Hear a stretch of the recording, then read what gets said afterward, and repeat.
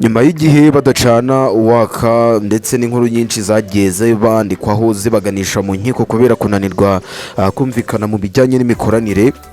Umukire COACH GAEL Karomba na Element Ere bahuriye muri Amerika. Uribaza ngo byagenze bite? Video bafashe bari kumwe basohokanye, abantu benshi abatunguye, abantu benshi nakomeje kugenda mbona babigarukaho batanga ibitekerezo bigiye bitandukanye kuri iyo video. Gusa tugiye kurebera hamwe iby'ingenzi Element na COACH GAEL barimo muri ririya joro ubwo baganiraga, ndetse tunarebere hamwe ibijyanye n'imikoranire ye yaba bombi kugeza uyu munsi, dore ko hashize iminsi itari mike yahavugwa uruntu hagati y'abo bombi, cyane cyane Element ndetse n'ira societe yose ifasha abahanzi ya 155 Limited. Tugiye kubigarukaho rero. Icyo nkwibutsa ni uko hano ari kuri NB Zoom, inkuru zacu ukuri kwawe. Nge nitwa Sana, nige tubana mu makuru y'imyidagaduro agiye atandukanye agezwe hano mu gihugu cy'u Rwanda, kandi wibuke gukanda subscribe utanye n'igitekerezo cyawe kugira tujye tubana umunsi ku munsi. Mbahaye ikaze. Aba bombi bahuriye mu gikorwa cya Rwanda Convention USA, bagaragaye basohokanye mu ijoro ryo ku itariki ya 5 z'uku kwezi kwa karindwi mu 2025, hari imbere nyine hari ku munsi wo kuwa gatandatu.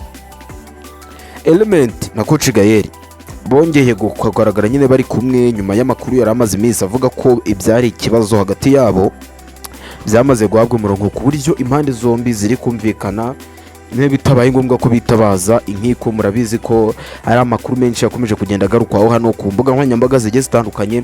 Duhere nko kuri uru nguru rwa YouTube rukunze gukoreshwa n'abantu benshi, babigarukaho bavuga ko Element ndetse na COACH GAEL twavuga ira societe ya 155 EM yose kibyabo bizakizwa n'inkiko bitewe n'ingingo. Abantu benshi bakomeza kugenda bavuga bati Element ntabwo atanga amafaranga, wene ujye n'igiciro cy'indirimbo ikorerwaho, gusa ntabwo nyine agitanga amafaranga y'ukwezi. Ibyo byose murabizi.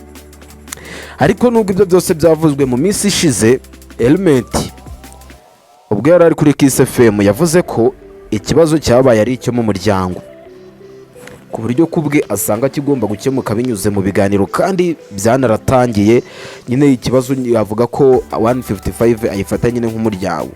Element mu magambo yavuze yagize ati njya mbibona ko ariko nyine uko biri kose uriya ni umuryango wanjye, ibibazo byose twagirana twabikemurira imbere muri burano bucuruzi, kandi buri bucuruzi bwose bugira ibibazo ariko birakemuka iyo abantu bahuye bakaganira bakanegosiya. Utubazo twari turimo twose turi gukemuka hagati yanjye na 155 EM. Amagambo Element yatangaje ubwo ari mu kiganiro kuri radio ya Kiss FM. Ayo magambo ndakeka mwarayumvise, nari n'inkuru nabakoreyeho hano. Icyo gihe witwa Kenny Mugarura, uramurumuna wa COACH GAEL uyobora 155 EM Limited, nawe yahamije aya makuru ko aya makuru ari impamo. Ati Element turi kuganira, ibibazo byari byarabaye ariko rwose bisa naho biri gukemuka kandi biri mu murongo mwiza. Ayo magambo mwarayumvise, Kenny Mugarura yarayivugiye ubwo yari kuri kamera agana n'ibitangazamakuru bigiye bitandukanye hano mu Rwanda, bikoresha amajwi, amafoto ndetse n'amashusho, ndetse no ku binyamakuru bitandika hano mu gihugu cy'u Rwanda. Ibyo byose murabizi. Hanyuma rero Element yari amaze igihe avugwa mu nkuru zo kutavuga rumwe n'abahoze ari abakoresha be, ndetse banamushinjaga kudatanga amafaranga bumvikanye nk'uko nabigarutseho kare, kandi uyu musore anashinjwa gutakaza. Ibyo byose ni inkuru zagiye zivugwa, murabizi. Nk'uko nabigarutseho rero, Element yashinjwaga kudatanga amafaranga. Sibyo ngibyo ntabwo nabijyamo cyane kuko sinzi ngo amafaranga ahabwa nayo agomba gutanga naya, gusa izi nkuru zagarutsweho cyane. Gusa ku bijyanye no kongera amasezerano muri rebo ya 155 EM cyangwa se gutandukana mu mahoro mbere yuko nyine hari arangira, nyine ano amasezerano ahari. Arabizi ko Element yinjiye muri rebo ya 155 mu mwaka wa 2023 mu kwezi kwa 12, yasinyemo imyaka 3. Bivuze ko ejo bundi mu kwezi kwa 12 imyaka 3 irabirangiye, Element arangije amasezerano. Nicyo rero kibazwa ko nyine ku bijyanye no kongera amasezerano mu irebo cyangwa gutandukana mu mahoro mbere yuko nyine aya masezerano afite mu kwa 12 arangira.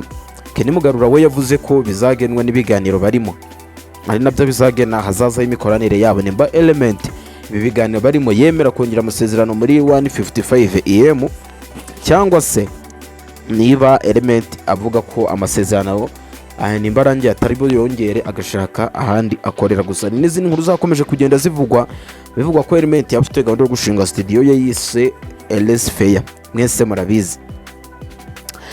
Ariko guhura kwa element na Coach Gael bishobora nyine gushyiraho akadomo burundu ku mwuka mubi wari umaze iminsi ututumba hagati yabo, nubwo bafashe video muri aka kabari bari kumwe ntabwo baragira icyo bandika cyangwa se batangariza itangazamakuru ku bijyanye no ko baba baganiye we na Coach Gael bavuga ngo nge nawe twaganiye kuri iki. Mbese igihe bazaba bahuye n'itangazamakuru bababaza ku ma video babonye uko byari byifashe, nibwo bazagira icyo batangaza bavuga bati ibyo twaganiye nibi, havuyemo ibingibi nibi.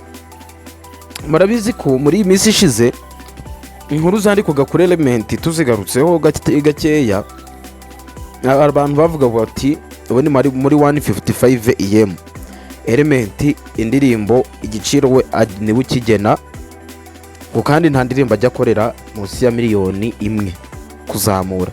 Noneho nk'abari abatipe ngo ba Kenny Solo na ba Bruce Melody bari bakibonyene bakibana muri label ya 155 EM, ngo barabo kuzo ndimba yagera akora, noneho bari abo bagiye bamuha miliyoni 2.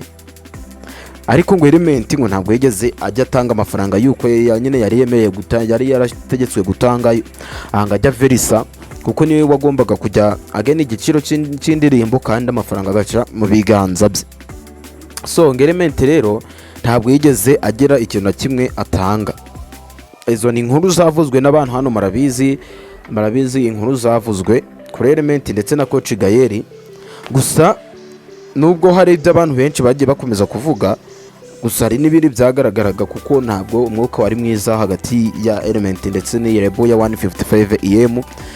Muri kwibuka ko Kenny Solo na Roskana bajya gusezera muri 155 EM byabanje nyine kuvugwa ko element ariwe muntu wa mbere uzayisohokamo bitewe n'inkundura zari zimaze iminsi kuri social media zidukoresha hano mu gihugu cy'u Rwanda. Gusa abantu benshi batungwe no kubona Kenny Solo asezeye, amasezerano bayasheshe mu mahoro, hanyuma Roskana we aracyategereje na n'ubu kugira ngo amasezerano yabo aseswe y'impande zombi zibyumvikanyeho, nubwo we yasezeye ndetse akagaragariza n'abafana be ko yavuye muri sosiyete ya 155 EM.